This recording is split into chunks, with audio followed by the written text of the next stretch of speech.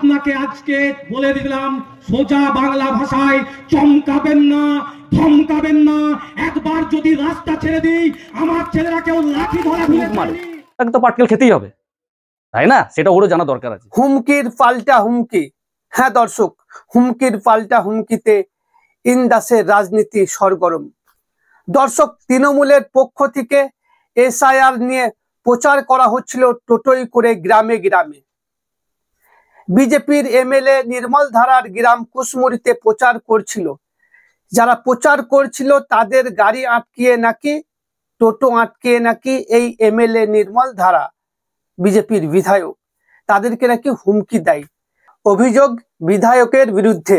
তারই পরিপ্রেক্ষিতে ইন্দাস ব্লকের তৃণমূল কংগ্রেসের সভাপতি শেখ হামিদের নেতৃত্বে বাঁকুড়া জেলার ইন্দাস ব্লকের কুশমুড়ি বাজারে বিধায়ক নির্মল ধারার বিরুদ্ধে বিশাল প্রতিবাদ জনসভা করল ইন্দাস ব্লক তৃণমূল কংগ্রেস। বিধায়কের হুমকির পাল্টা হুঁশিয়ারি দিলেন ইন্দাস ব্লক তৃণমূল কংগ্রেসের সভাপতি শেখ হামিদ। শেখ হামিদ বলেন, চমকাবেন না, ধমকাবেন না। একবার যদি রাস্তা ছেড়ে দিই, আমার ছেলেরা কেউ লাঠি ধরতে ভুলে যায়নি। লাঠি ধরা বারণ আছে। যদি একবার লাঠি ধরতে বলি, তোমার গাড়ি আস্ত থাকবে না, তোমার টিকি খুঁজে পাওয়া যাবে না। তুমি তো এখানে থাকবে না, তোমার চামচাদের খবর নেবারও কেউ থাকবে না। এই হুমকির পরিপ্রেক্ষিতে বিজেপির বিধায়ক নির্মল ধারা বললেন, কে বাধা দিয়েছে আমার নামটা করুক। তৃণমূলের হচ্ছে নোংরা কালচার, এরা মিথ্যা ছাড়া সত্য বলে না।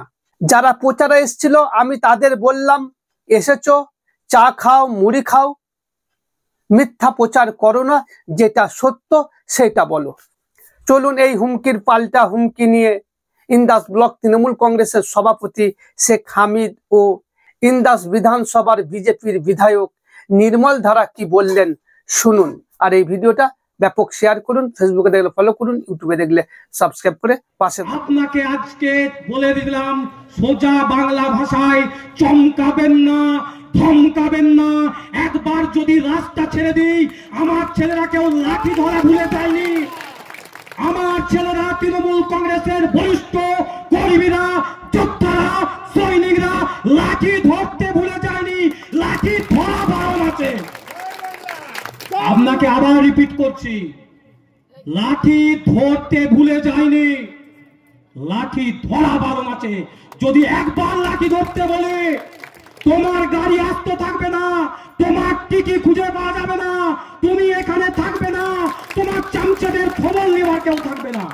কারণ তুমি কোনো আন্দোলন, কোনো সংগ্রাম, কোনো ইতিহাস থেকে উঠে আসোনি।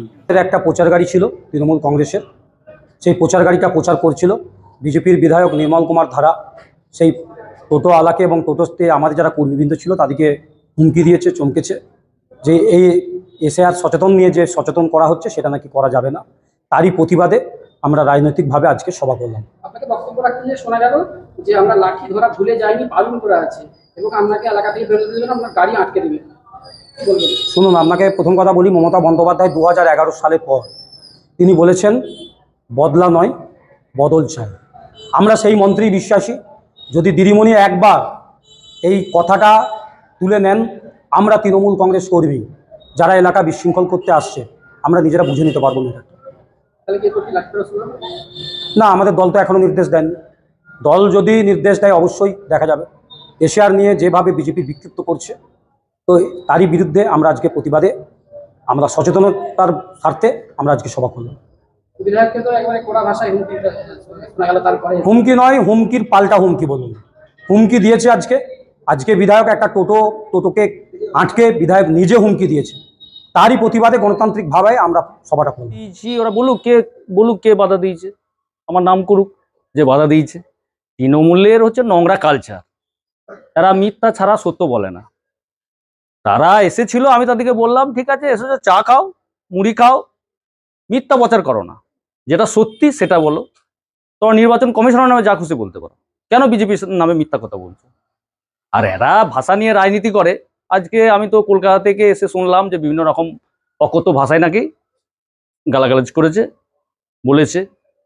তাই এরা জানে না যে নির্বাচন কমিশনার, তো আমি যতটুকু শুনেছি যে নির্বাচন কমিশনার নাকি গর্তে কার্বলিক অ্যাসিড ঢেলেছে, এরকম দু একটা মেটুলি বেরিয়ে আসবে, হয়তো কামড়াতে যাবে, চোপল মারবে, তাদের বিষ দাঁত কি ভাবে ভাঙতে হয় সেটা আমার জানা আছে। হ্যাঁ, আর সারা পশ্চিমবাংলার মানুষ এদের ধাপ্পাবাজ চিটিংবাজি মানুষ জেনে গেছে। কারণ 2026 সালে জনগণ জনার্দন ব্যাপকভাবে বিজেপিকে ভোট দেবে এবং জয়যুক্ত করবে। ওরও জানা দরকার যে প্রতিটি কেয়ারই একটা প্রতিক্রিয়া আছে। কেউ যদি ইট মারে তাকে তো পাটকেল খেতেই হবে, তাই না? সেটা ওরও জানা দরকার আছে।